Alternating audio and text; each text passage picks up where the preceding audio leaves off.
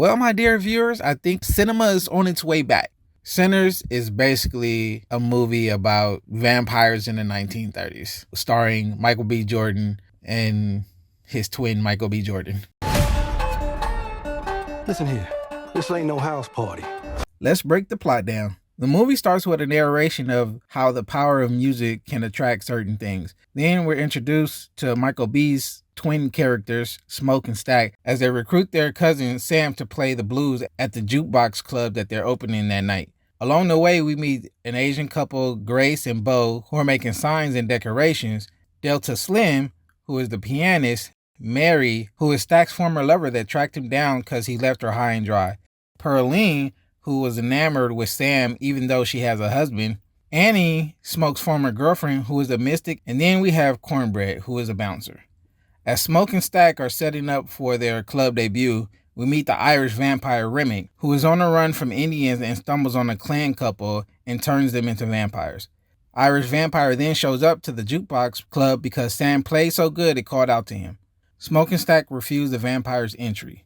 Mary ends up going out to talk to the Irish vampire to see what their deal is and becomes a vampire herself. They send Mary back into the jukebox and she ends up killing Stack. Smoke walks in as she's committing this act and shoots Mary, but she doesn't die. She ends up running out and telling them they're all dead. Annie makes the discovery that they are vampires and give them the rundown on how to kill them. An illusion-breaking climactic fight scene happens. Smoke ends up killing the Irish vampire and tells Sam to go home while he deals with the clan members who are coming to take back their property. We then are treated to a pointless after-credit scene that's set in 1992 where Sam just finished playing with his band as Stack and Mary show up to basically let the audience know that there may be a part 2.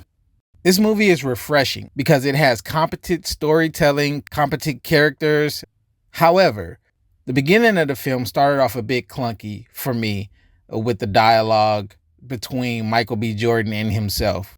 That part I felt needed a little working with. Like throughout the film, you could kind of tell he didn't have anybody to act off of, so that part was a little off-putting, but it was serviceable. I really didn't understand why he needed to be a twin. He could have literally just been his brother. They didn't build up anything of, okay, hey, twins share a special bond or anything for it to be like a persistent theme throughout the movie, even though like towards the end of the movie, they kind of like hinted at twin bonding. But let's start with the good.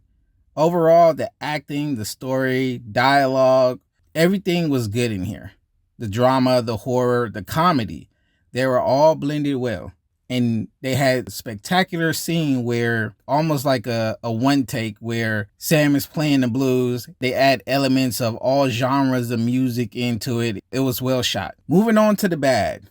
The world building needs some work. The supernatural element wasn't in the film until the latter half of the movie where it wasn't established that, vampires, werewolves, or whatever exists. That part always throws me off because I'm of the mindset that you plan out your world, you establish, okay, these are the supernatural elements or these are the heroic elements.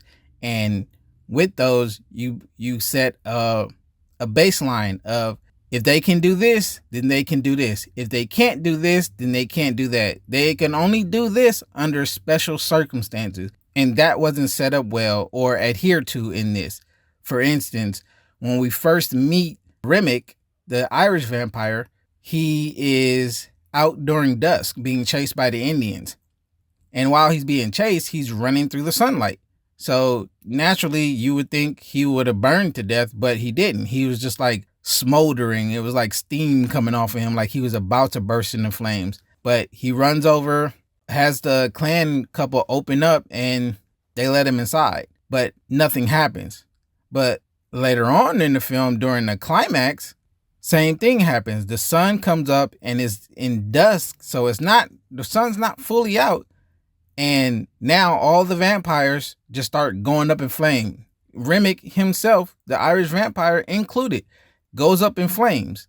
So the sun was at the same height, but now the rules are different. So that kind of stuff bothers me. And I think had they written it a little better or explained it a little better, that it would have helped.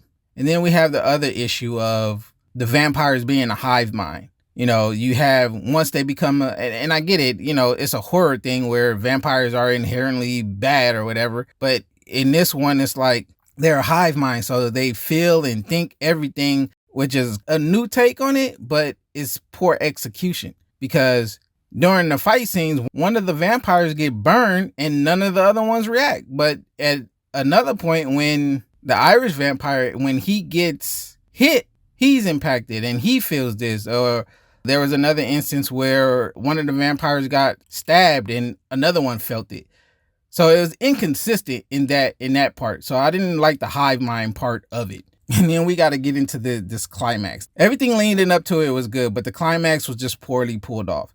So you have all the patrons that entered this jukebox club.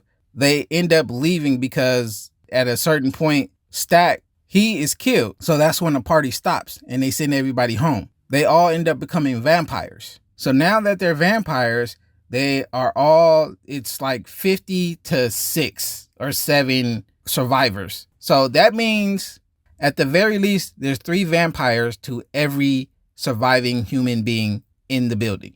And the moment they get let in by fucking Grace, which at this point in the film, I hated her. I liked her all the way up until she let the vampires in. But anyway, when they get let in, it should have been a massacre. They weren't set up enough. They didn't have enough weaponry that could kill them from mid to long range. All they had was weaponry that was up close and personal.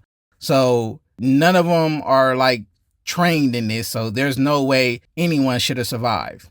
And then there's a scene where Delta Slim holds off a group of vampires off while Smoke and Sam get away. At that point, he cuts himself to draw them to him, which was pointless. It's like there wasn't established that they lust for blood like that and they smell it and they come running. They aren't sharks. So I didn't understand the point in this scene. And then on top of that, it's like you don't have any weapon that's guaranteed like one shot kill. So you wouldn't do much. You know you're going to die almost immediately. But other than that, I give this a 4 out of 5. This was a good movie. Like I said, they nailed it with the story, the dialogue, the characters, the acting. Everything was nailed outside of the world building and the climax.